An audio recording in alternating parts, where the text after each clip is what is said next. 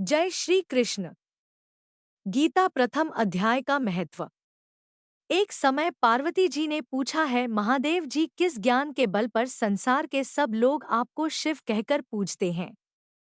मृगछाला ओढ़े और अपने सभी अंगों में शमशान की विभूति लगाएं, गले में सर्प और नर मुंडों की माला पहने हुए हो। इनमें तो कोई भी पवित्र नहीं, फिर आप किस ज्ञान से पवित्र माने जाते हैं? तब महादेव ने उत्तर दिया कि हे प्रिय, सुनो, मैं गीता ज्ञान को अपने हृदय में धारण करने से पवित्र माना जाता हूँ। इस ज्ञान से मुझे बाहर के कर्म नहीं व्यापते। तब पार्वती जी ने कहा कि हे भगवान, जिस गीता ज्ञान की आप ऐसी स्तुति करते हैं, उसके श्रवण करने से कोई कृतार्थ भी हुआ है? महादेव ने उत्तर देते हुए कहा कि इस ज्ञान को सुनकर बहुत से जीव कृतार्थ हुए हैं और आगे भी होंगे। मैं तुम्हें एक पुरातन कथा कहता हूँ, तुम सुनो। एक समय पाताल लोक में शेषनाग की शैया पर श्री नारायण जी नैन मूंद कर आनंद में मग्न थे। उस वक्त भगवान के चरण दबाते हुए लक्ष्मी जी ने पूछा, हे प्रभु, निद्रा और आलस्य तो उन पुरुषों को व्यापता है जो जीव तामसी होते हैं, फिर आप तो तीनों गुणों से अतीत हो। आप तो वासुदेव हो, आप जो नेत्र मूंद रहे हो, इससे मुझके बड़ा आश्चर्य है। नारायण जी ने उत्तर देते हुए कहा, हे लक्ष्मी, मुझको निद्रा आलस्य नहीं व्यापता। एक शब्द रूप जो भगवद गीता है, उसमें जो ज्ञान है उसके आकार रूप है। यह गीता शब्द रूप अवतार है। इस गीता में यह अंग है। 5 अध्याय मेरे मुख है, 10 अध्याय मेरी भुजा है, 16वां अध्याय मेरा हृदय और मन और मेरा उदर है, 17वां अध्याय मेरी जंघा है, 18वां अध्याय मेरे चरण है। गीता श्लोक ही मेरी नाड़ियां है, और जो गीता के अक्षर है वो मेरा रोम है। ऐसा मेरा शब्द रूपी जो गीता ज्ञान है, उसी के अर्थ मैं हृदय में विचार करता हूँ और बहुत आनंद प्राप्त होते हूँ। लक्ष्मी जी बोली, हे श्री नारायण जी, जब श्री गीता जी का इतना ज्ञान है तो उसको सुनकर कोई जीव कृतार्थ भी हुआ है, सो मुझसे कहो। तब श्री नारायण ने कहा, हे लक्ष्मी, गीता ज्ञान को सुनकर बहुत से जीव कृतार्थ हुए हैं, सो तुम श्रवण करो। एक व्यक्ति था जो चांडालों के कर्म करता था और तेल नमक का व्यापार करता था। उसने एक बकरी पाली।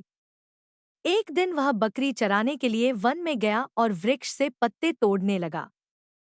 वहां उसे एक सांप से डंस लिया, जिससे वह तुरंत मर गया। मरने के बाद उसने बहुत से नरक भोगे और फिर उसका जन्म बैल के रूप में हुआ। उस बैल को एक भिक्षुक ने मोल लिया। वह भिक्षुक उस पर चढ़कर सारे दिन मांगता फिरे। जो कुछ भिक्षा मांग कर लाता वह उसे अपने परिवार के साथ मिलकर खाता और वो बैल सारी रात द्वार पर खड़ा रहता। उसके खाने पीने का भी कोई ख्याल नहीं करता था और सुबह होते ही बैल पर चढ़कर फिर मांगने निकल जाता। जब बहुत दिन हो गए तो वह बैल भूख से गिर गया, लेकिन उसके प्राण नहीं निकले। नगर के लोगों ने देखा और उस बैल को कोई तीर्थ का फल दे तो कोई व्रत का फल दे, तब भी उस बैल के प्राण नहीं छूटे। एक दिन गणिका आई। उसने लोगों से पूछा, यह कैसी भीड़ है? तो उन्होंने कहा कि इसके प्राण नहीं निकलते, अनेक पुण्यों का फल दे रहे हैं, तो भी इसकी मुक्ति नहीं होती। तब गणिका ने कहा कि मैंने जो कर्म किया है उसका फल मैंने इस बैल को दिया है। इतना कहते ही बैल की मुक्ति हो गई। तब बैल ने एक ब्राह्मण के घर जन्म लिया। पिता ने उसका नाम सुशर्मा रखा। उसके पिता ने उसे पढ़ाया लिखाया। उसको अपने पिछले जन्म की सूध थी। उसने एक दिन मन में विचार किया, जिस गणिका ने मुझे बैल की योनि से छुड़ाया था उसका दर्शन करूं। विप्र चलते चलते गणिका के घर गया और कहा, आप मुझे पहचानती हैं? गणिका ने कहा, मैं नहीं जानती, तुम कौन हो?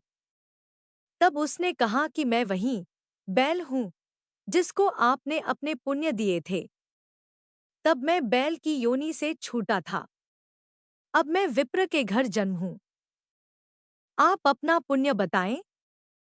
गणिका ने कहा कि मैंने अपने जाने पुण्य नहीं किया, परंतु मेरे घर एक तोता है। वह रोज सवेरे कुछ पढ़ता है। मैं उसका वाक्य सुनती हूँ। उस पुण्य का फल मैंने तुम्हें दे दिया। तब विप्र ने तोते से पूछा कि तू सवेरे क्या पढ़ता है? तोते ने कहा, मैं पिछले जन्म में विप्र का पुत्र था।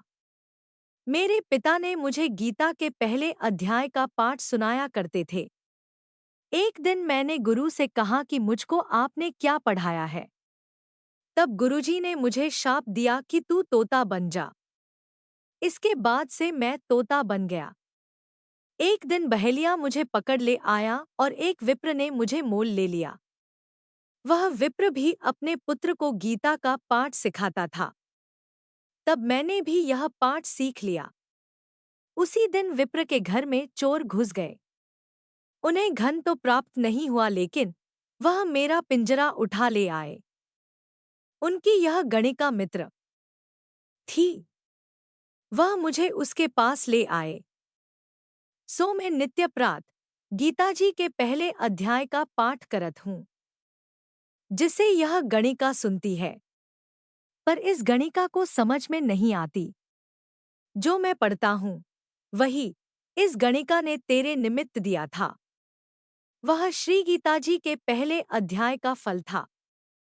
तब विप्र ने कहा कि हे तोते, तू भी विप्र है, मेरे आशीर्वाद से तेरा कल्याण हो। सो हे लक्ष्मी। विप्र के इतना कहते ही वह तोता भी मुक्ति को प्राप्त हो गया। तब गणिका ने बुरे कर्म छोड़ भले कर्म ग्रहण किए और नित्य स्नान करके श्री गीताजी के प्रथम अध्याय का पाठ करना शुरू कर दिया, जिससे उसकी भी मुक्ति हो गई। अगर आपको हमारा काम पसंद आया तो कृपया वीडियो को लाइक करें और चैनल को सब्सक्राइब करें।